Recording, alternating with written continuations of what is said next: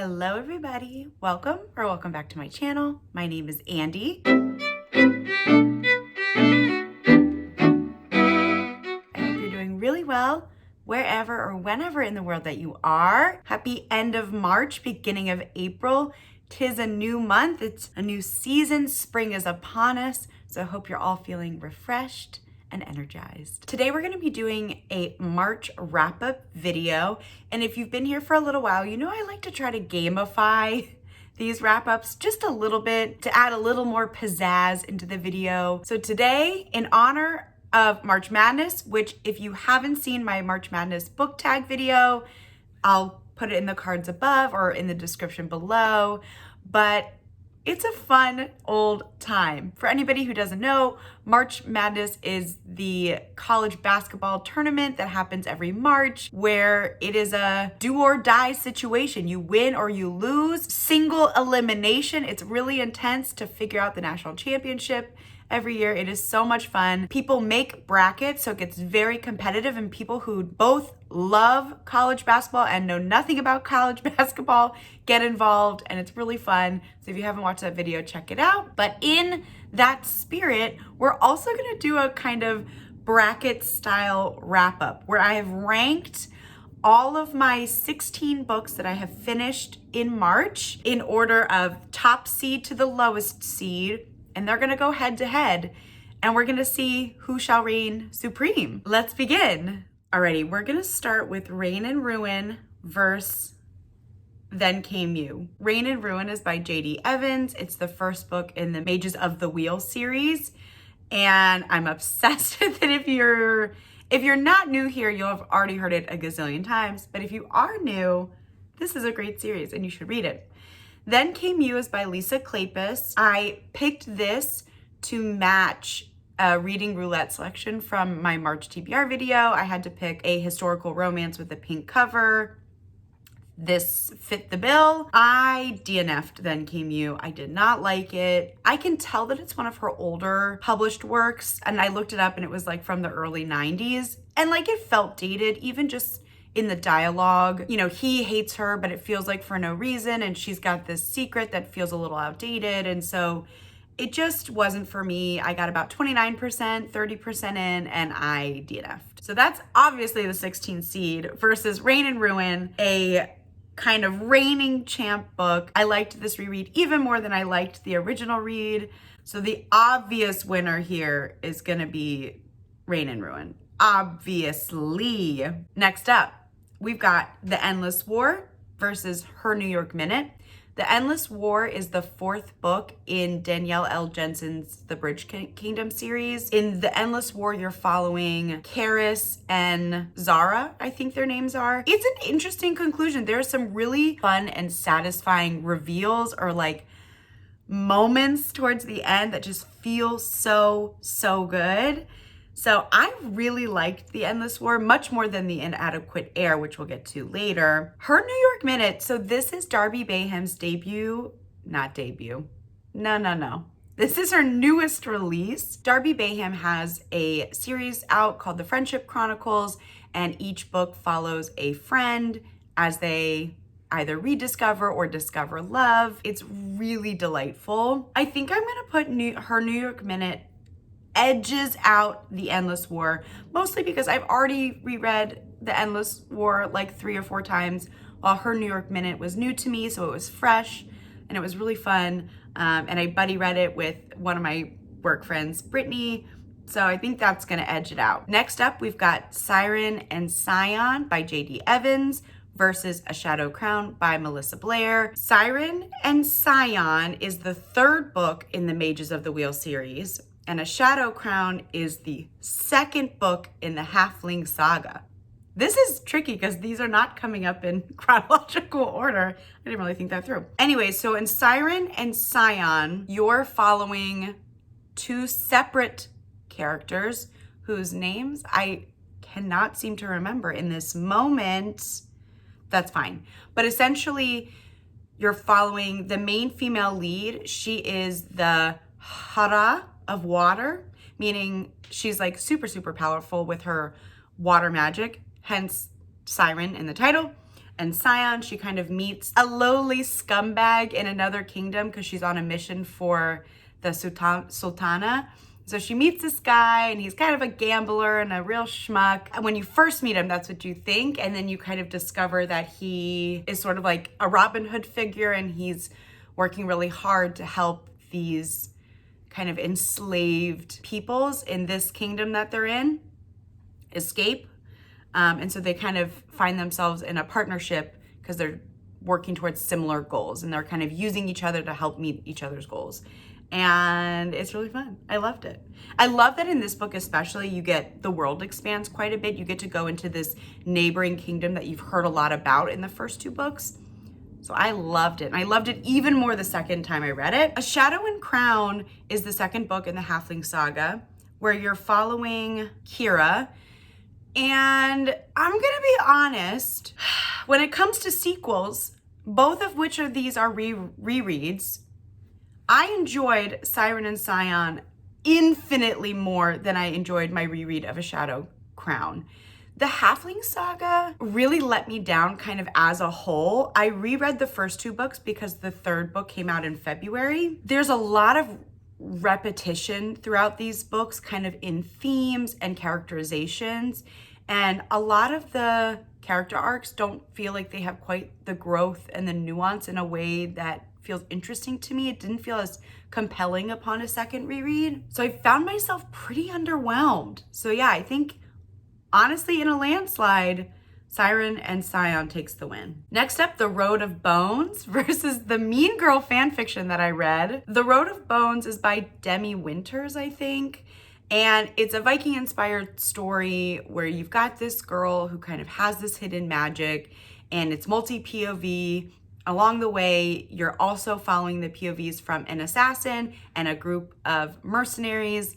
And it's interesting. I enjoyed a lot of elements in this book. I think there's a lot of questions and like a lot of things that have not yet been explored or explained. And so I recognize that this is like the first book in a fantasy romance series, while the Mean Girls fan fiction was a short story. So they are not of similar, they're not really all that similar. It feels a little bit like I'm comparing apples to oranges. So the Mean Girls fan fiction was written by a good friend of mine, my sister's best friend from college. She's quite a prolific fan fiction author. On Archive of Our Own, you can look her stuff up. Her username or her pseudonym is Where Hope Lies, I think. I'm gonna put it in a text at the bottom just in case I misspeak. But anyway, so she writes all kinds of fan fiction, but this one is a Regina George, Katie Heron fanfic, and they're at this like swanky, financy party, and it's just kind of a scene of them at this party.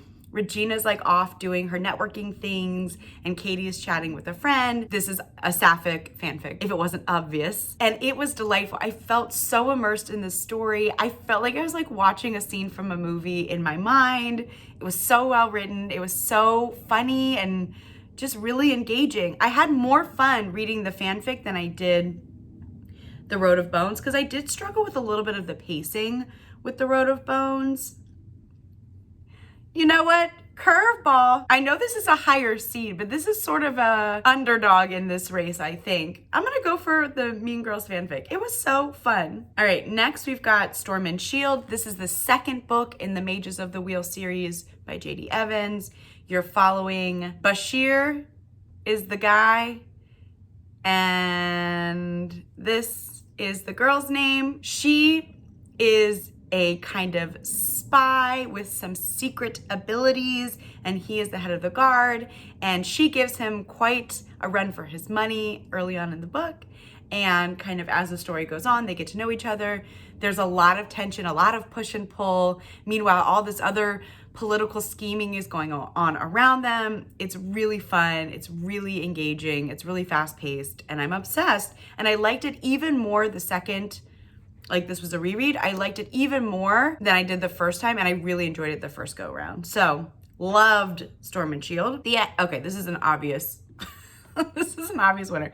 The Inadequate Heir is the third book in the Bridge Kingdom series. Again, we're following Zara and Karis. This is like the first book in their duet. Its plot is nearly identical to The Traitor Queen by Danielle L. Jensen. It's just from different characters' point of view. So there are moments in this book that I really find it fascinating and engaging and it feels fresh. And then there's times where it feels really redundant and repetitive and unnecessary. So again, in a landslide, Storm and Shield takes the win. Okay, next is A Broken Blade by Melissa Blair. This is the first book in the Halfling saga versus A Court This Cruel and Lovely.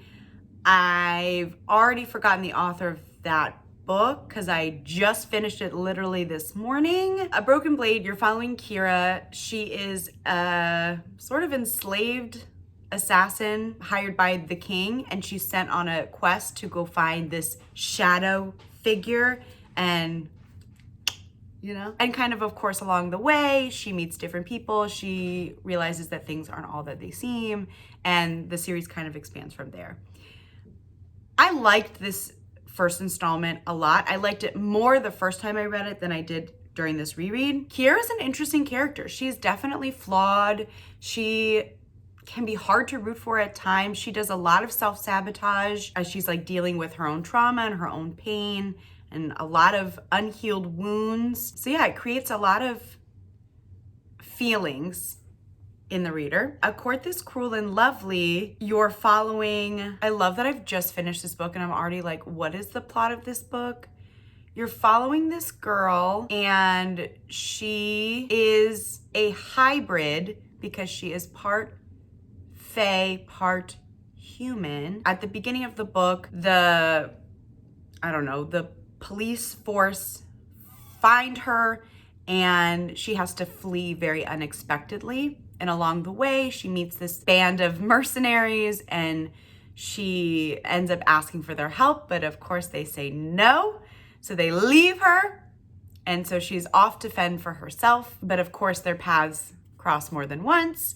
And the story kind of follows her as she's learning more about her magic, learning more about the world, learning more about the politics and the history. And there's a little bit of a budding romance amongst all the chaos. So it was definitely an entertaining book. I enjoyed myself. It is nothing new. It is nothing revolutionary. Every beat you can see a mile away, but it's fun. It was really fun. I had much more fun reading A Court This Cruel and Lovely than I did A Broken Blade. So there we go. All right, Bloom Where You're Planted versus The Neighbor Favor. Bloom Where You're Planted is the second book in Darby Bayham's The Friendship Chronicles. You're following Nick and Jen, and it's kind of a in a rut romance where, they're together and things just feel like they're kind of losing steam and chemistry and excitement. And so it's kind of them as they like rediscover their passion for each other. And it's wonderful. I really, really liked it. The Neighbor Favor is a very bookish rom-com style video. There's a secret identity trope going on, but essentially you're following these two characters as they build a friendship and eventually more. I think The Neighbor Favor was fine. I liked Lily, that's the main character.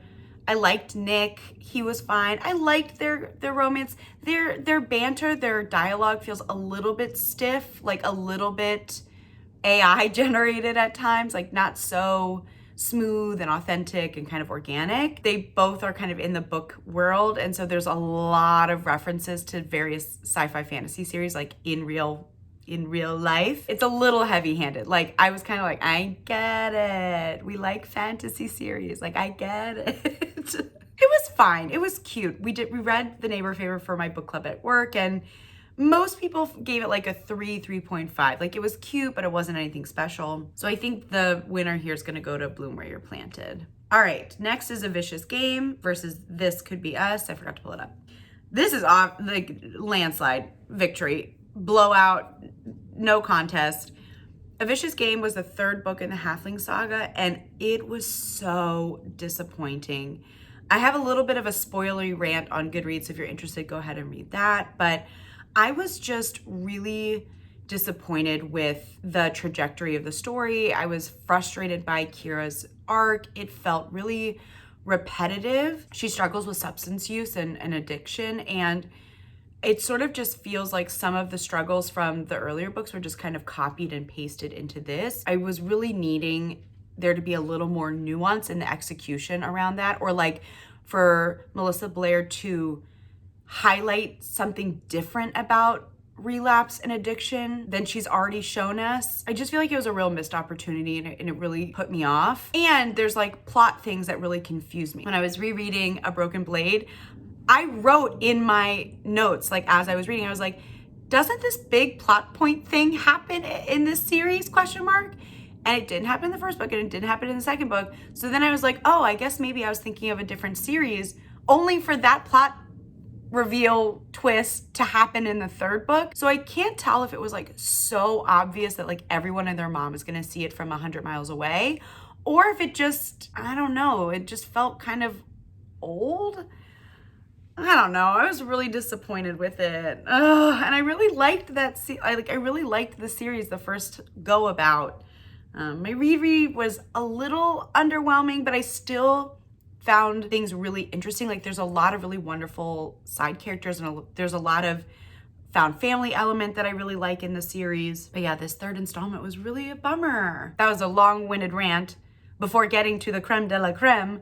This Could Be Us by Kennedy Ryan. This is the second book in the Skyland series. You're following Soledad and Judah Cross. It was great. I loved it so much. There's some really meaningful and thoughtful autism representation.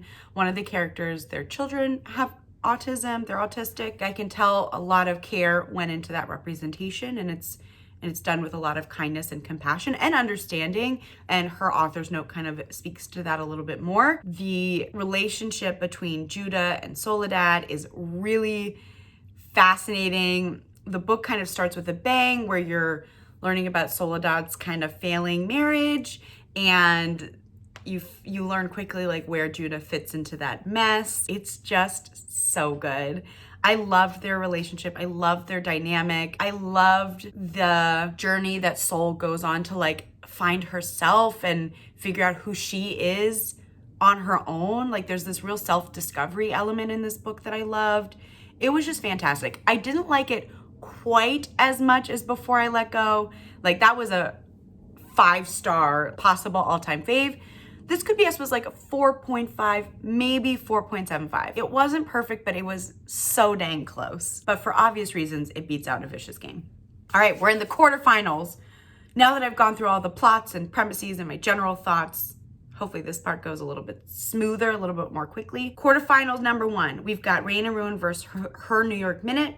Again, Rain and Ruin is the first book in the Mages of the Wheel series.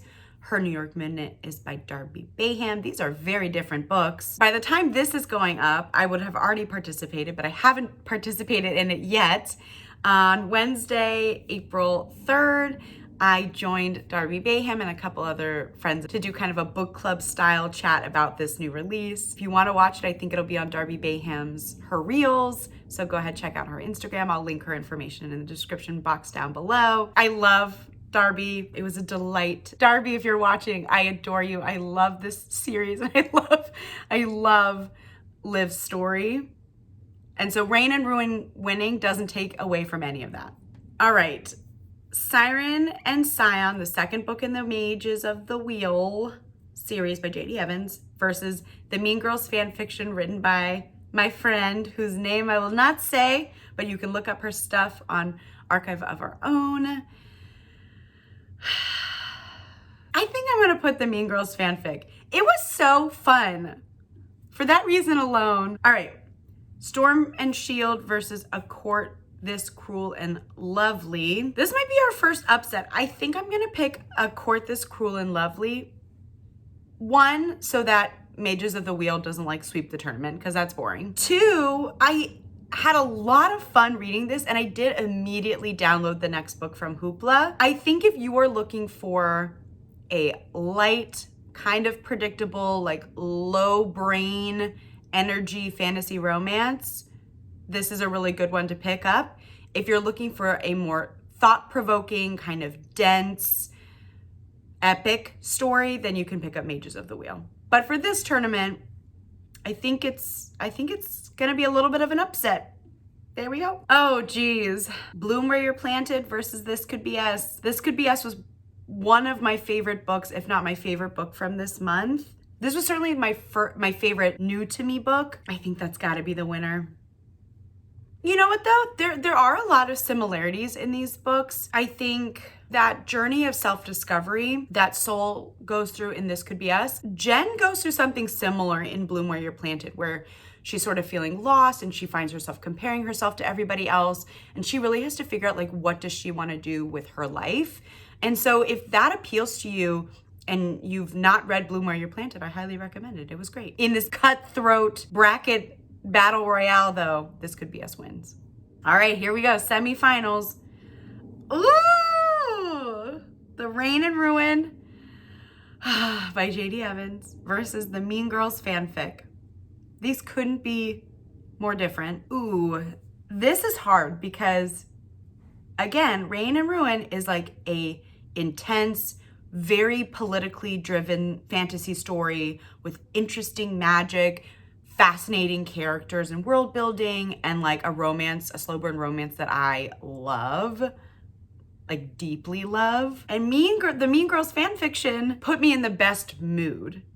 It's not thought-provoking, it's not very long, but it is funny and engaging. I think I've got to put Rain and Ruin. I love this series so much, and this first installment is like utter perfection to me. Next is A Court This Cruel and Lovely versus This Could Be Us. Again, these are very different books. A Court This Cruel and Lovely is fantasy romance, and This Could Be Us is a really sophisticated contemporary romance. Wow. Talk about a chalk tournament. The championship is between Rain and Ruin and This Could Be Us. I think I'm gonna give it to This Could Be Us. I think it was the best non-reread of the month for me.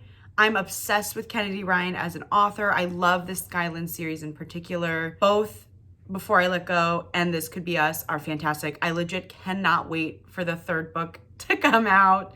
I don't even think a estimated release date has been announced. I absolutely love this contemporary romance series. It's so good. It hits all the right emotional beats, in my opinion. And as much as I love Rain and Ruin, it is a reread. And so I think it loses a little bit of its shine in this championship battle. So that means This Could Be Us is our winner. The best book that I read in March.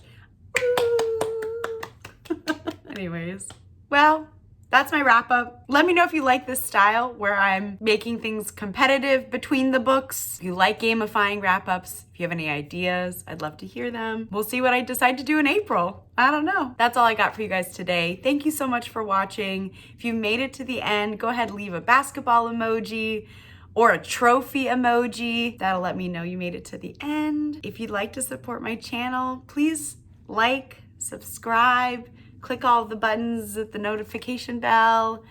I'd really appreciate it. I hope you guys have a wonderful April, and I'll see you guys in the next video soon. Bye.